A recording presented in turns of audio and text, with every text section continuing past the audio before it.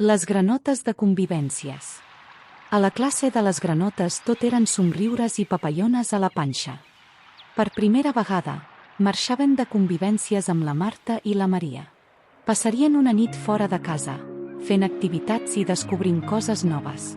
Tot i l'alegria, alguns infants tenien una miqueta de por. Algú es preguntava què passaria a la nit. Hi havia qui tenia por de trobar a faltar la família, altres patien pel menjar i algú encara necessitava bolquer per dormir. La Maria ho va notar de seguida i, amb veu suau, els va dir: «Granotes, a les convivències tot està pensat perquè us sentiu bé. Nosaltres sempre estarem a prop i tot ho farem pas a pas. Dormireu en llits tous, menjarem coses bones i, si algú necessita ajuda, hi serem. A més, entre vosaltres també us ajudeu molt». Això va tranquil·litzar tothom i aviat van pujar a l'autocar carregats d'il·lusió. Quan van arribar a Mas Banyeres, tot semblava enorme i emocionant. Les habitacions amb llits, el menjador amb taules llargues i, fora, un bosc ple de sorpreses. Van deixar les motxilles i de seguida va començar l'aventura. Entre tots, van formar un equip d'exploradors. Qui trobi una fulla en forma de cor, que la guardi, va dir la Maria. Alguns infants corrien pel prat rient, d'altres caminaven més a poc, mirant el terra amb molta concentració.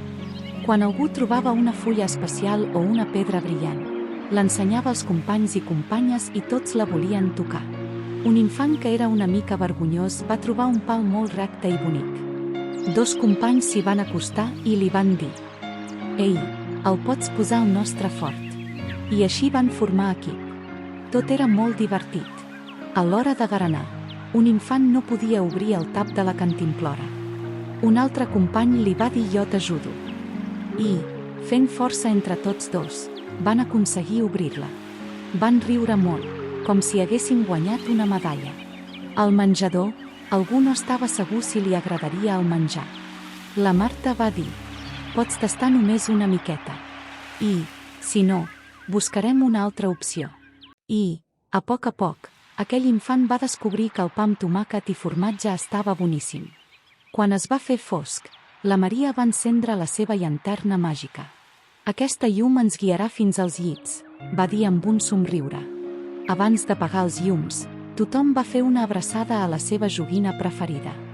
Finalment, uns es van adormir de seguida i d'altres van trigar una miqueta, però tots es van sentir segurs i acompanyats. L'endemà, el sol va entrar per la finestra. Tots es van despertar amb molta energia. Van fer una gimcana al bosc saltant trons, passant per sota de branques i van buscar pistes. Quan una pista va quedar penjada molt amunt, es van ajudar per enfilar-se als arbres. Van riure tant, que gairebé obliden que era una prova del joc. Després van fabricar barrets amb fulles, flors i materials reciclats.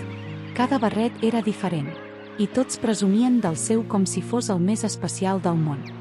A l'hora de dinar, van seure recordant les experiències més divertides. Els llits, els animals que havien vist, la gimcana, el joc de nit amb les llanternes i la nit estrellada. Quan va ser hora de tornar, tots i totes pujaven a l'autocar una mica cansats, però molt orgullosos. Van passar una nit fora de casa i havien fet moltes coses, totes divertides i increïbles. Eren més valents del que s'havien imaginat. I aquella nit, ja a casa seva, molts van pensar: «Mira que bé, a les convivències m'ho vaig passar genial, ja tinc ganes de tornar-ho a repetir». I conte contat, conte acabat, l'amistat de les granotes mai haurà acabat.